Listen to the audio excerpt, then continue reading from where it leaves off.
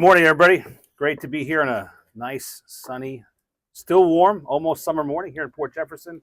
Port Jefferson is a place that's near and dear to my heart. It's where my father spent his last days on earth. He, just up a little bit here at Mather Hospital, fought his last days on earth here fighting cancer. But nevertheless, good to be back here in Port Jefferson, here to announce. Why don't you put the check in the middle here to make sure we're not hiding the ball on this. We're here to announce a significant federal investment in the village of Port Jefferson, here in the town of Brookhaven.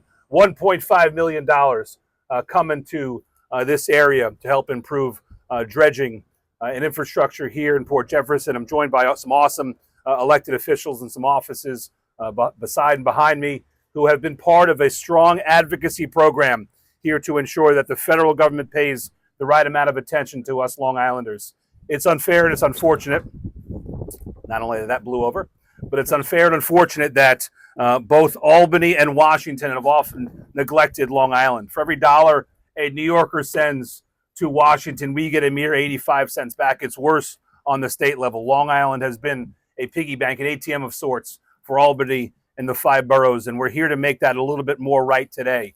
By investing federal dollars, we're going to hold that off to the side, I guess, now for now. By investing federal dollars back into Long Island, we can make Long Island safer and more affordable, a mission that the elected officials beside and behind me have been on for a good number of years. Long Island is an awesome place to live, to work, to raise a family, and we together are ensuring that we can keep people here on Long Island. Too many folks are going for what they feel are greener pastures to the Carolinas, to Florida, even Texas these days, thinking there's more opportunity, more safety. But we want to ensure that our constituents know that we are a good collective voice, ensuring that Long Island, and specifically here in the town of Brookhaven, the village of Port Jefferson, remains a good place, an affordable place, a safe place. One of the ways that we could do that, and Washington and federal officials can do that, is bringing federal resources back home. This will help defray some of the costs that would have been otherwise absorbed by other layers of government to ensure that the waters behind me get dredged properly, the infrastructure around it gets funded properly. These infrastructure investments are necessary, not only for safety reasons, but for economic reasons. It's a vibrant village we have here who is going through some tough times here and there. Inflation's been a tough thing for us all, for small business especially, to get through. It's important that government make investments like this to ensure that we offset some of those challenges. Now, when I tell Supervisor Dan Panico how much I love the town of Brookhaven, he nods his head. He says, yeah, Nick, I know you do. But he asks me, Nick, show me the money. And I think that's one of the ways that we can help ensure that I show my love for the town of Brookhaven is bringing in federal resources like this. So in a minute, I'm going to bring up Dan Panico, who has been a tremendous advocate for the town of Brookhaven for affordability and quality of life and infrastructure. But he challenged me some time ago to say, hey, listen, Nick, I need some of that money to come here to the town of Brookhaven to ensure that our common constituents can live a little bit easier. So we got to work, and one of the ways that we were able to do that is securing in the FY 2024 Transportation Housing Urban Development Bill, appropriations bill that was signed into law in March of 2024, the $1.5 million for dredging and infrastructure here in Port Jefferson. So without further ado, my partner in government, the town of Brookhaven Supervisor, Dan Panico. Thank you, Nick. They say love doesn't come free. And I'm glad our congressman came through for us. Where we're standing, this is such an important harbor. The ferry from Connecticut comes over. This federal money will go forward and be spent efficiently by the town of Brookhaven to promote interstate commerce, but also a great deal of economic activity at this marina. Obviously, this marina is our most widely utilized marina in all of the town of Brookhaven. It is our biggest marina, and although situated here in the beautiful village of Port Jefferson, the town of Brookhaven appreciates this money so much because, as the congressman said, if this money did not come forward for vital work that would have had to have been done anyway, it would have come out of the pockets of the people, the taxpayers en masse of the town of Brookhaven. This money is going to be spent on that wave wall and baffle to prevent our marina from silting up.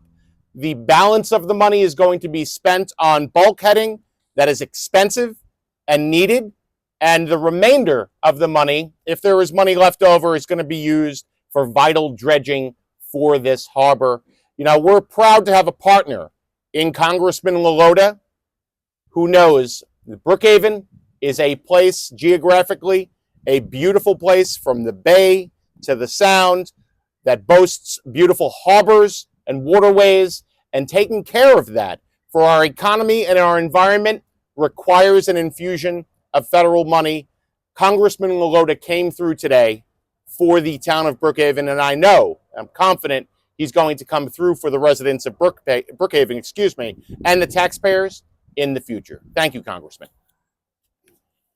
Hey, thanks so much, Supervisor. I appreciate your partnership and what we're doing for our common constituents. It is a team effort. In Brookhaven, if you ask some of these Brookhaven officials behind me, they often remind you that Brookhaven is the biggest town in Suffolk County, a distinction they're quite proud of. Now, it takes a team effort to ensure that we're delivering services at the right price, quality of life that's important to our residents here. A key partner in that is Neil Foley, the Deputy Supervisor of the town. He represents a South Shore district, but it's been a team effort for everything across the town of Brookhaven to ensure that we're able to deliver for our common constituents. My good friend, Councilman and Deputy Supervisor Neil Foley. Well, good morning, and thank you, Congressman. I will tell you, I represent more coastline than probably anybody in the district besides the supervisor. The number one complaint I get on the South Shore, for safety reasons, is dredging. Dredging is the key for the health of the bay and creeks and rivers everywhere. Also, we had the opportunity to build a wave wall about 5-6 years ago on this Great South Bay. I will tell you, ladies and gentlemen, it's made such a difference with storms, storm surge, protection marinas. So thank you, Nick. I can't thank you enough for your partnership and looking out for Brookhaven. Thank you, Congressman. Thanks, Neil. Thank you, Mr. Deputy Supervisor. Part of the team effort includes an effective highway department, ensuring that our roads and drainage that comes along with them get the right amount of funding, the right amount of attention. He's been spearheading it for quite some time. The superintendent of highways here in the town of Brookhaven, my good friend Dan LaSquadro. Thank you, Nick. Most people don't realize that just behind us is the only deep water commercial dock in the town of Brookhaven, and one of the only on Long Island that we're able to bring barges into. Most of our asphalt plants get their stone aggregate from that dock right behind us. The health and safety of this harbor, and for it to remain navigable, is key to public works here in Brookhaven, in Suffolk County, and on Long Island. I have to thank the congressman for coming through with this funding. While seemingly a small project, in the grand scheme of things, it's very important to public works and departments like mine across Long Island. So again, thank you, Congressman LaLota. Awesome. Thanks so much, Dan. Hey, thanks so much, Dan. He's only been in office. Dan's been in office for a long time, doing a lot of great things in the town of Brookhaven. But the next guy I'm going to bring up has only been in office for just as long as I am, just under 2 years. But in Albany, he's hit the ground running, ensuring that not only infrastructure projects like this get funded, but he's fighting some bigger picture issues on funding for our schools, fighting back on some of these crazy so-called criminal justice policies that come out of Albany, doing things in Albany to keep us more safe here. A good friend of mine, New York State Assemblyman Ed Flood, ladies and gentlemen. Thank you, Congressman.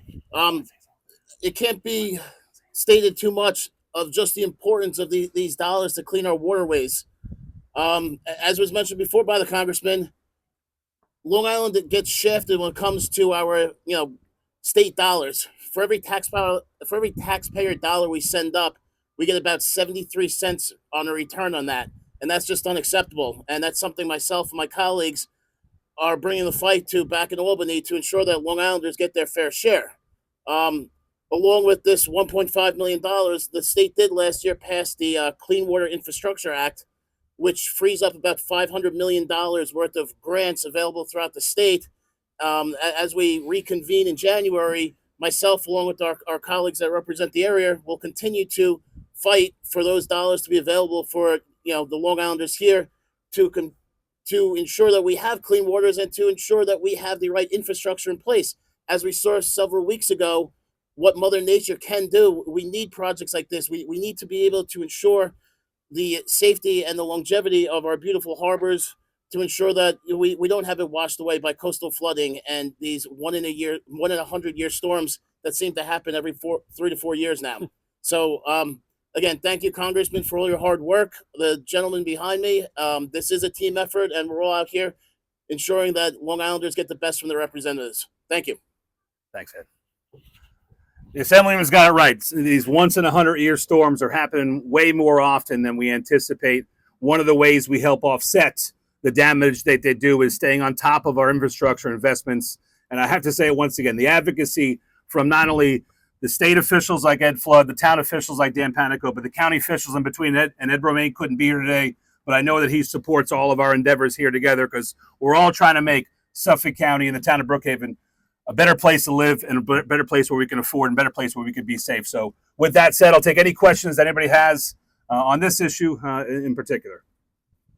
As far as the dredging and everything, you speak to the hydrology of the harbor and the economy that would probably be affected by it. Is there any implications with that? Yeah, so sure. Anytime you want to touch the bay bottom, you have to go through the right authorities. So we always make sure, and the town who's going to run this project, I am very confident, will ensure that we're going through the right environmental agencies so that when we do this good work and dredge the right way so that we can get the shipping in and out of the harbor here, that we do so in accordance with those rules to protect our environment. It's a very balanced approach that we've taken on other projects like this, and we'll take that same balanced approach with this one as well. Awesome, guys. Thanks so much. Appreciate everybody being here today. Enjoy the morning. Thanks, I guys. don't want to say anything. Awesome. I just didn't know if you were going to mention that Tony's office was here. Yeah. And would